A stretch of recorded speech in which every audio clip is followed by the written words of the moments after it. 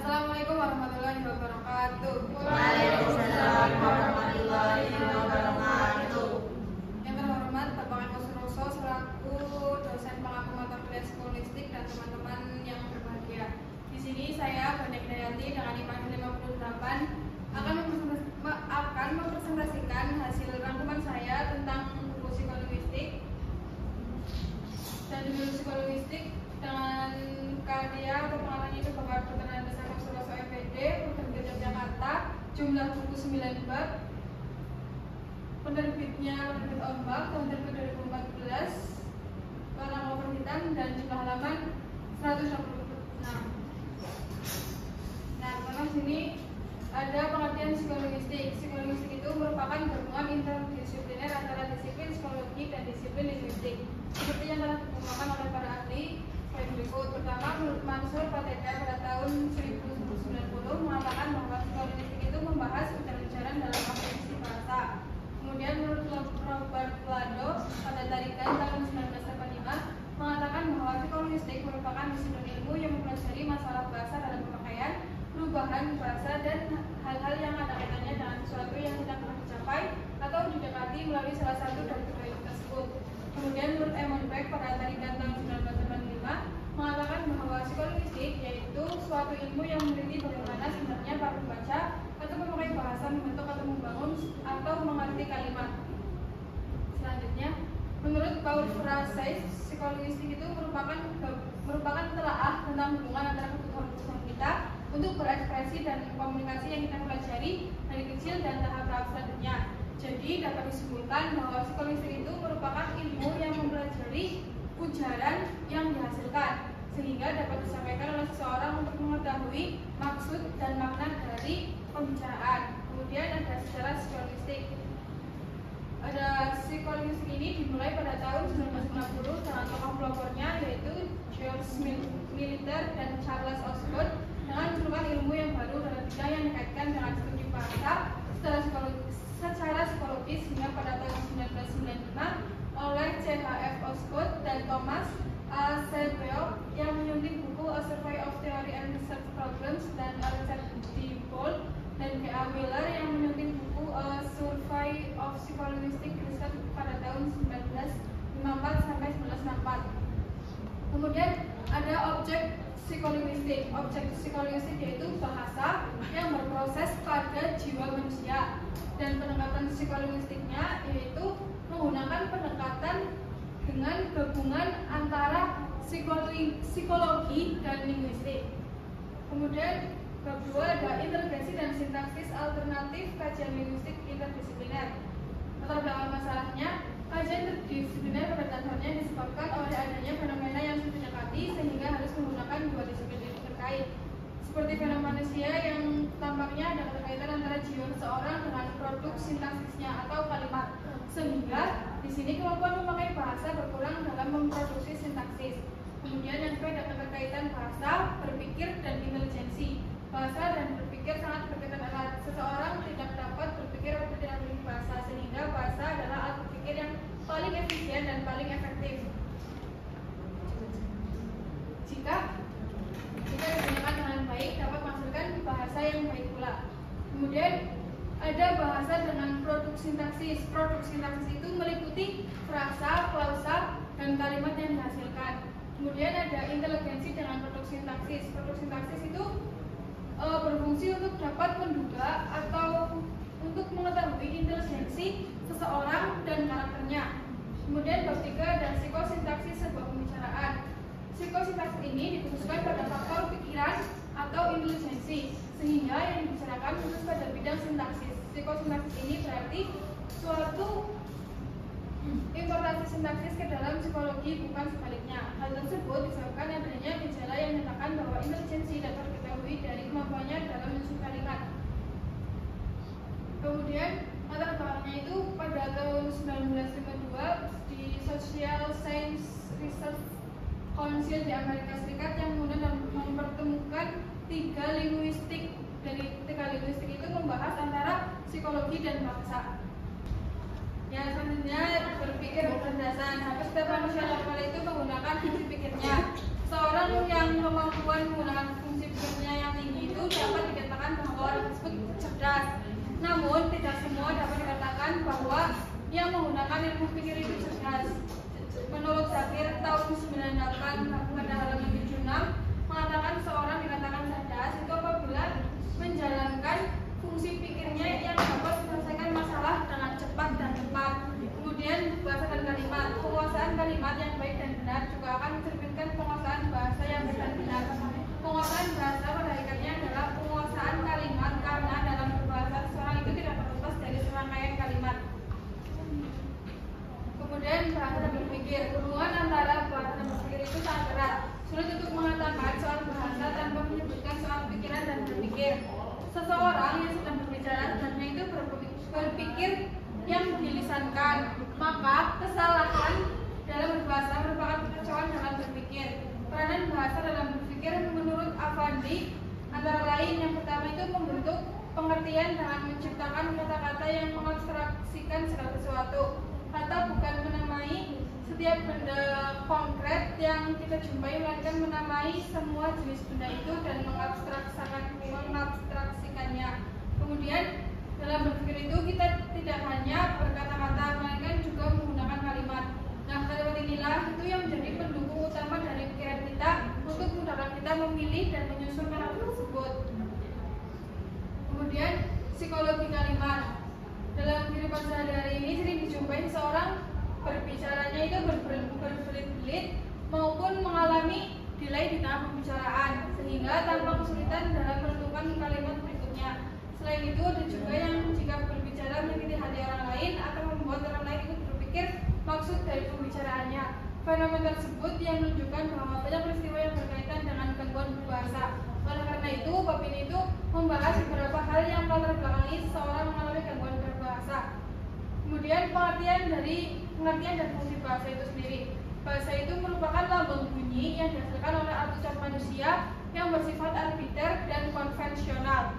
Selain itu, fungsi umum bahasa itu sebagai alat komunikasi dan alat untuk berpikir. Kemudian psikologi kalimat ada 3. Yang pertama, kalimat berputar-putar. Jadi maksudnya itu orang yang mempunyai gejala ini dimungkinkan mempunyai luka pada otak kiri bagian belakang yang disebut Wernicke apasia. Kemudian kalimat tidak gramatikal. Jadi kalau misalnya susunan kalimat itu tidak gramatikal, diindikasikan bahwa orang tersebut itu mengalami luka atau sakit pada bagian depan otak sebelah kirinya. Kemudian kalimat-kalimat menyakitkan hati. Hal tersebut itu menandakan bahwa orang tersebut memiliki gangguan emosi. Dalam artian berbicara asal mengungkapkan apa yang menurutnya benar. Kemudian ada perkembangan bahasa. Makna bahasa dalam perkembangan. Bahasa sangat erat kaitannya dengan perkembangan kemampuan berpikir individu. Perkembangan individu tampak dalam perkembangan bahasanya, yaitu dalam membuat pengertian, menyusun pendapat, dan menarik kesimpulan. Terus di sini ada perkembangan bahasa menurut Syamsu Yusuf tahun 2001 meliputi pertama ada usia 1,6 tahun, anak itu dapat menyusun pendapat positif. Usia 2,6 tahun itu dapat menyusun pendapat negatif. Kemudian 2-6 tahun ke atas itu dapat menyusun pendapat seperti kritikan, keraguan, dan menarik kesimpulan analogi. Selanjutnya tugas-tugas perkembangan. Hal yang harus disesuaikan anak agar memperoleh bahasa antara lain yang pertama pemahaman, yaitu yang satu pemahaman. Pemahaman itu meliputi kemampuan memahami makna ucapan orang lain. Yang kedua pengembangan, yaitu kemampuan untuk mengembangkan kosakata yang telah diterimanya. Kemudian penyusunan yaitu kemampuan anak untuk menyusun kosakata atau perbendaharaan kata yang telah dikoreksinya sehingga menjadi kalimat. Terakhir yang keempat yaitu ada kemampuan anak untuk mengucapkan kata-kata yang telah dimilikinya sebagai hasil belajar melalui imitasi terhadap bunyi yang didengar dari orang lain. Kemudian yang kelima ada isme-isme yang mempengaruhi perolehan bahasa. Pertama ada asal mula bahasa manusia. Banyak spekulasi pemahaman yang dilakukan oleh para filsuf linguistik. Ada yang mengatakan bahwa bahasa itu terbentuk karena keinginan masyarakat terdahulu atau pada masyarakat purba untuk saling bekerjasama. Lalu ada pemikiran spekulatif lain mengenai bahasa yang muncul karena dorongan untuk berkomunikasi atau berdasarkan ajaran Islam. Beberapa tafsir mengatakan bahwa bahasa Adam dan Hawa sebagai manusia pertama di bumi adalah bahasa Arab. Permasalahan mengenai awal mula bahasa ini yang masih belum belum terpecahkan asalnya dari mana. Kemudian ada perolehan bahasa manusia. Seseorang yang telah memiliki bahasa biasanya cenderung atau bahkan tidak begitu memikirkan bagaimana dia memperoleh bahasa. Kemudian, apakah bahasa yang dimiliki ini karena faktor keturunan atau faktor lingkungan? Kemudian, pendapat tentang pemerolehan bahasa ada 3. Pertama, pandangan strukturalisme atau behaviorisme. Pada kaum strukturalisme ini mengatakan bahwa bahasa itu diperoleh karena adanya latihan yang terus-menerus. Jadi bahasa yang dihasilkan itu hasil dari kontinuitas orang atau yang memproduksi bahasa. Kemudian pandangan metalisme ini mengatakan bahwa bahasa diperoleh dari faktor keturunan. Dan yang ketiga, pandangan kognitivisme. Pandangan ini mengatakan bahwa bahasa diperoleh menekankan pada kemampuan kognitif yang dimiliki orang-orang. Kemudian yang kelima ada isme yang mempengaruhi pemerolehan bahasa. Pertama, ada asal mula bahasa manusia. Banyak spekulasi pemikiran yang dilakukan oleh para filsuf linguistik. Ada yang mengatakan bahwa bahasa itu terbentuk karena keinginan masyarakat terdahulu atau pada masyarakat purba untuk saling bekerjasama. Lalu ada pemikiran spekulatif lain mengenai bahasa digunakan untuk berkomunikasi atau beragam dalam berbagai Islam. Beberapa tafsir mengatakan bahwa bahasa Adas dan Jawa sebagai manusia pertama di bumi adalah bahasa Arab. Permasalahan mengenai awal mula bahasa ini yang masih belum terpecahkan asalnya dari mana. Kemudian ada pemerolehan bahasa manusia. Seseorang yang telah memiliki bahasa biasanya cenderung atau bahkan tidak begitu memikirkan bagaimana dia memperoleh bahasa. Kemudian, apakah bahasa yang dimiliki ini karena faktor keturunan atau faktor lingkungan? Kemudian, pendapat tentang pemerolehan bahasa ada 3. Pertama, pandangan strukturalisme atau behaviorisme. Pada kaum strukturalisme ini mengatakan bahwa bahasa itu diperoleh karena adanya latihan yang terus-menerus. Jadi bahasa yang dihasilkan itu hasil dari kontinuitas orang atau yang memproduksi bahasa. Kemudian pandangan metalisme ini mengatakan bahwa bahasa diperoleh dari faktor keturunan. Dan yang ketiga, pandangan kognitivisme. Pandangan ini mengatakan bahwa bahasa diperoleh menekankan pada kemampuan kognitif yang dimiliki orang-orang. Kemudian ada hubungan bahasa dan otak manusia. Yang pertama ada 2 sisi otak manusia. Akibat yang ditimbulkan dari otak kiri bagian belakang yang mengalami luka apabila mengucapkan bunyi-bunyi ujar yang lancar dan tidak terputus-putus. Tetapi yang diucapkan itu tidak ada maknanya sama sekali atau maknanya sangat minim. Sedangkan kerusakan otak kanan yaitu pada problem ruang, pengenalan ruang, dan pola-pola serta kekurangan kognitif. Kemudian ada hubungannya bahasa dan logika. Bahasa bukan hanya berfungsi sebagai alat komunikasi, melainkan juga berfungsi sebagai alat pikir manusia dalam upaya memahami dunia luar, baik yang objektif maupun imajinatif. Bahasa selain memiliki fungsi komunikatif, juga memiliki fungsi emotif dan kognitif. Persoalan yang muncul dengan penalar yakni bagaimana kegiatan penalaran manusia ini dapat dikomunikasikan pada orang lain dan mewakili perasaannya. Peranan bahasa ini di dalam logika sangat penting karena kegiatan penalaran itu hakikatnya juga merupakan kegiatan berpikir. Bentuk-bentuk kegiatan berpikir itu meliputi pengertian, proporsi, dan penalaran. Kemudian ada kesesatan dalam penalaran atau berpikir. Ada 5 meliputi kebersamaan dalam hitungan arti atau kalimat, kesesatan bernalar, term equivoque, adanya arti metafora atau kiasan, dan yang terakhir ada amfiboli atau makna ganda. Lalu hubungan otak dengan kemampuan berbicara. Orang itu akan kesulitan berbicara karena kerusakan pada daerah lobus frontalis kiri bagian belakang sehingga hanya dapat mengucapkan tan pada penderita stroke atau mengalami gangguan Wernicke. Pasien itu masih bisa berbicara, namun itu sulit memahami pembicaraan dari lawan bicaranya. Adapun gangguan pada bagian Broca atau afasia motorik, di mana pasien ini mengalami kehilangan sama sekali, jadi tidak bisa berbahasa, tapi masih mampu menarik pembicaraan atau apa yang dibicarakan dari lawan bicaranya. Kemudian ada hubungan berpikir, pengenalan, dan berbicara. Pengertian berpikir ini Berpikir ini merupakan suatu aktivitas pribadi yang bertujuan untuk memecahkan suatu masalah hingga menemukan hubungan dan menemukan sangkut pautnya. Menurut akhir tahun 1986 pada halaman 76. Seorang yang memiliki berpikir yang baik atau cerdas biasanya mampu menemukan sangkut paut unsur-unsur yang sama secara tepat dan tepat pada kesempatan berikutnya akan menyelesaikan masalah dengan cepat dan tepat pula. Kemudian proses berpikir, ada 5 proses berpikir tahapannya. Yang pertama itu the problem or solve difficulties. Orang ini berpikir jika ada masalah atau sesuatu yang menyulitkan dirinya. Kedua ada a statement of problem.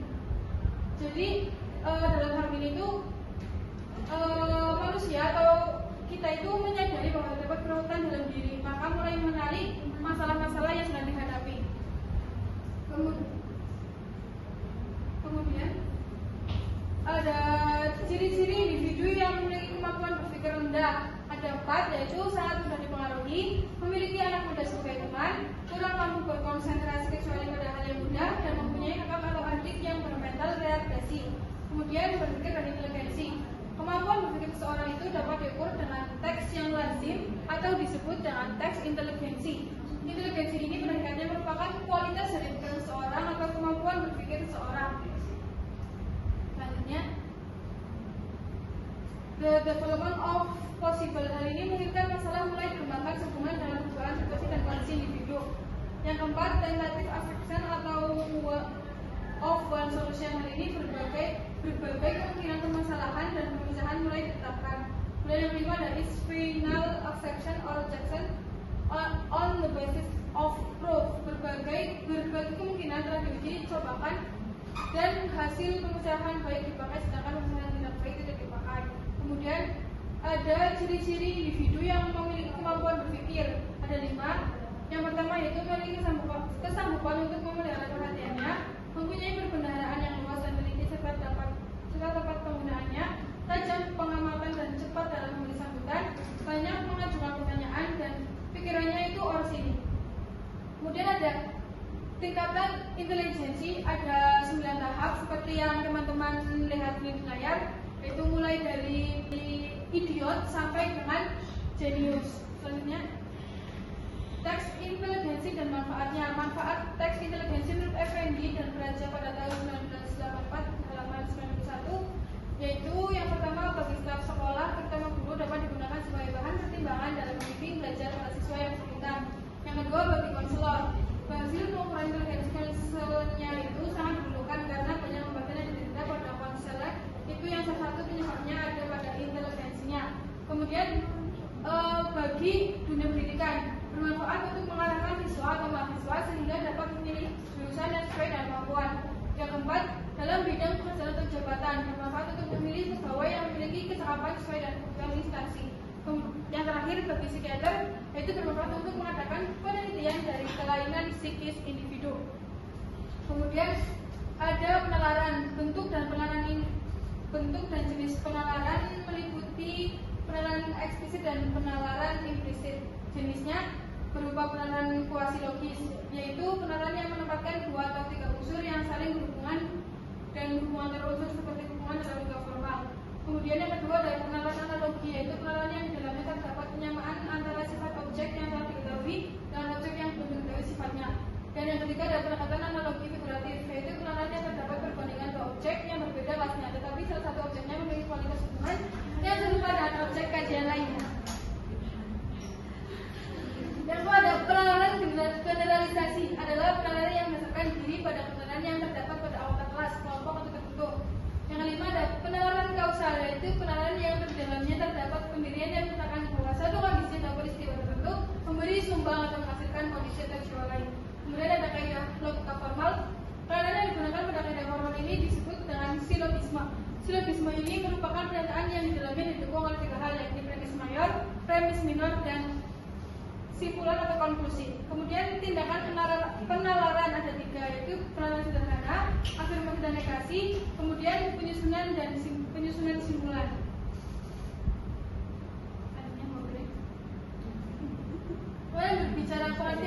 Berbicara ini merupakan kemampuan memproduksi anu sistem bunyi dan regulasi untuk menyampaikan kehendak, kebutuhan, kesan dan keinginan orang lain. Menurut Ahmadi tahun 89, dan ini berbicara itu dijadikan sebagai alat komunikasi manusia manusia. Kemudian hal yang harus diperhatikan agar dapat berbicara dengan baik yaitu ada 4. Yang pertama, memiliki proposisi, penalaran dan argumentasi, kemudian bahasa yang baik, penampilan yang baik berupa mimik, gestural yang tubuh, dan yang terakhir yaitu ujaran yang baik mengandung kejelasan, kecepatan dan kelancaran. Bentuk berbicara itu ada 3. Bentuk berbicara informasi yaitu memberikan informasi, persuasi berarti itu mempengaruhi, dan argumentasi berarti berupa pendapat-pendapat. Dan dari argumentatif itu ada 3 ciri pentingnya, antara lain yaitu pernyataan yang diajukan berupa klaim, diberi bukti pendukung, dan upaya untuk mempengaruhi seseorang. Kemudian ada bentuk narasi. Narasi ini dalam rangka mengapresiasi seni dalam persidangan ataupun dalam peristiwa yang disampaikan secara naratif. Kemudian ragam berbicara. Ragam berbicara itu ada 2, yaitu monolog dan dialog. Situasi berbicara ini meliputi tiga hal, yaitu situasi formal, informal, dan situasi non formal. Kemudian prinsip berbicara ada 8, yaitu keindahan, keefektifan, keunikan dan keautentikan, kecermatan, kekreativitasan, keetisan, kelogisan, dan kebenaran. Kemudian ada hubungan kemampuan berpikir, berbahasa, dan kemampuan berbicara argumentatif. Hubungan berbahasa dan berbicara. Seorang itu dapat dikatakan terampil berbahasa apabila orang tersebut terampil berbicara, meskipun masih sulit ditemukan orang yang dapat berbicara secara ideal. Seseorang yang biasanya pandai berbicara akan lemah dalam menulis, sedangkan orang yang pandai menulis akan lemah dalam berbicara. Jadi bakat dan berbicara itu merupakan 2 hal yang sangat sulit dipisahkan.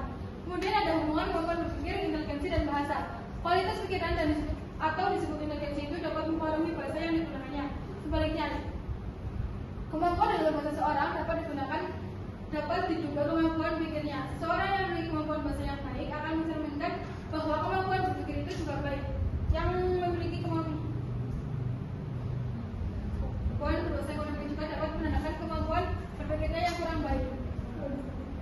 Kemudian ada hubungan kemampuan berpikir dengan kemampuan berbicara argumentatif. Semakin baik kualitas pikiran seorang itu, maka semakin baik pula kemampuan berpikirnya. Yang dengan sempurna itu akan semakin sempurna apabila semakin sempurna pula kemampuan berbicaranya. Sedangkan apabila seseorang mempunyai inteligensi yang kurang baik, kemampuan berpikirnya juga akan semakin kurang. Kemudian ada perkembangan bahasa, akuisisi perkembangan bahasa.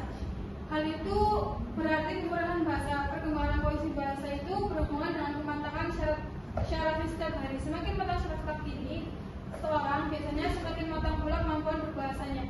Pada tahap awal tidak ada konflik terhadap pola tingkah laku anak, termasuk tingkah laku bahasa. Vokal dan otot bahasa bergerak secara refleks, dan pertama ototnya berkembang dan mengatur mekanisme saraf sehingga gerakan refleks tadi sudah dapat dikontrol.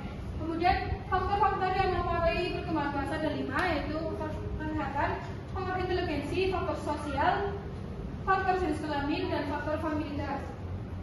Kemudian terakhir ada rangkuman artikel mengenai dengan judul faktor kelambanan berbicara pada anak, kajian psikologistik dalam pembelajaran bahasa oleh Alwandiana Krisna tahun 2024 dari jurnal Pendidikan Bahasa Sastra Indonesia dan Daerah dengan nomor ISN seperti yang tertera.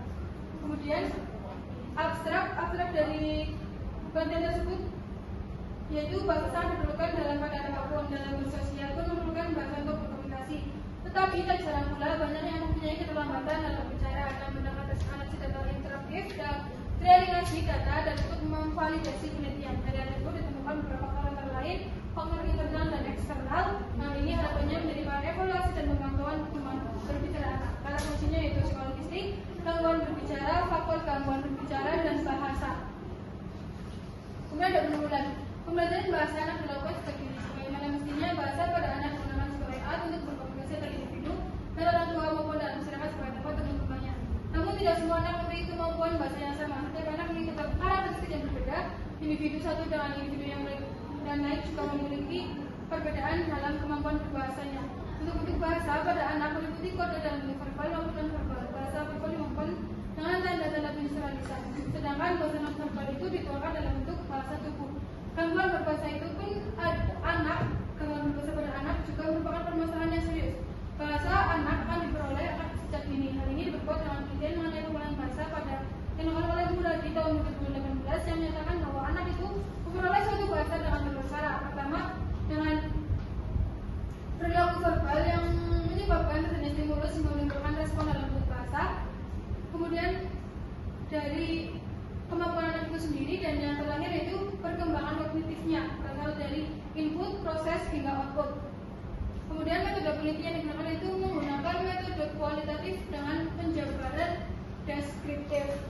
hasil yang dihasilkan yaitu ada faktor internal keterlambatan berbicaranya, yaitu antara lain faktor genetik dan hormon testosteron. Kemudian faktor eksternalnya yaitu karena lingkungan rumah, lingkungan sekolah, dan lingkungan masyarakat. Jadi faktor-faktor di atas itu sangat perlu diperhatikan oleh orang tua dan lingkungan sekitarnya, karena keterlambatan dapat juga sulit diketahui karena berhubungan dengan faktor lidah, mulut, otak, syaraf, kerongkongan, dan lain sebagainya. Sehingga semua faktor itu terdapat pada faktor internal sebaiknya segera untuk dideteksi. Kemudian penutup atau simpulan dari penelitian tersebut yaitu bahwa faktor yang menyebabkan keterlambatan anak dalam berbicara terdiri dari faktor internal dan eksternal. Faktor ini memiliki keterkaitan sehingga penyebab anak terlambat dalam bicara itu dapat diatasi melalui pendekatan internal dan eksternal. Terima kasih presentasinya. Jika teman-teman ada yang ingin bertanya, silakan mengajukan tangan. Terima kasih. Silakan teman-teman yang bertanya. Ya, dari Mas Reza. Saya bisa menilai dengan tim akhir 55 izin bertanya. Bagaimana pandangan saudara setelah membaca buku tersebut? Apakah ada hal yang kurang dipahami atau buku tersebut mempunyai kelebihan dibandingkan buku-buku yang sebelumnya pernah saudara baca? Terima kasih. Selanjutnya Mbak Brenda. Ya, saya Brenda Nastaran Nitya, 9553 izin bertanya. Tadi di slide ke-26 sudah disebutkan mengenai premis mayor dan premis minor. Sebenarnya apa itu premis mayor dan premis minor dan apa perbedaan dari kedua premis tersebut? Terima kasih. Selanjutnya Mbak Azza.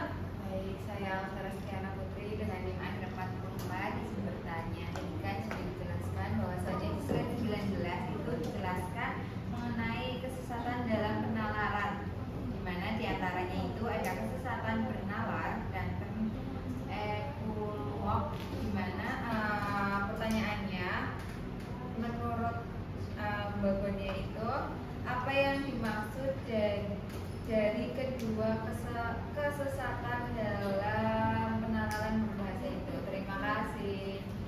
Ya, terima kasih atas pertanyaan teman-teman dan izinkan saya untuk mencari jawaban terlebih dahulu. Ya. Oke, selanjutnya pertama saya akan menjawab pertanyaan dari Mbak Brenda. Mbak Brenda yang bertanya pengertian dari premis mayor dan premis minor, kemudian perbedaannya. Jadi premis mayor itu sebuah pernyataan yang berlaku secara umum, sedangkan premis minor itu sebuah pernyataan yang berlaku secara khusus. Jadi perbedaannya itu terletak pada tujuan kalimat satu ucapan ataupun subjek dari permasalahannya gitu Mbak. Kayak gitu. Kalau bisa dipahami? Ya, bisa dipahami. Terima kasih atas jawabannya. Ya, sama-sama. Selanjutnya saya menjawab pertanyaan dari Mbak Alsa yang bertanya tentang kesesatan bernalar dan term equivoc. Betul Mbak Alsa? Betul sekali. Nah, jadi kesesatan bernalar itu adalah adanya perubahan tekanan pada suku kata atau aksen pada suatu kata tertentu. Jadi misalnya saya bicara tentang makan pagi, tapi Mbak Audrey mengungkapkan dengan kata makan malam, tapi posisinya itu masih sore-sore. Jadi antara emang mau mendobel makan pagi itu atau mau makan malamnya seperti itu. Kemudian term equivoc itu adalah term atau kata yang mempunyai lebih dari satu arti. Seperti kata abadi itu kan bisa mempunyai banyak arti jika kalimat pendukungnya ataupun subjek dan selanjutnya itu berbeda. Seperti itu Mbak Sa. Terima kasih ya jawabannya. Kemudian Mas Reza yang bertanya pendapat tentang buku tersebut nih Mas. Jadi kalau buku psikolinguistik yang saya baca itu masih minim referensinya ya. Paling saya dari memperhatikan presentasi teman-teman sebelumnya di buku yang berbeda. Jadi menurut saya buku ini tuh mempunyai keunggulan antara lainnya itu sangat membuka pengetahuan dan wawasan terlebih mengenai psikolinguistik itu sendiri. Jadi pemahaman mengenai psikolinguistiknya itu lebih mudah, terlebih dari referensi-referensi yang kredibel. Terus selain itu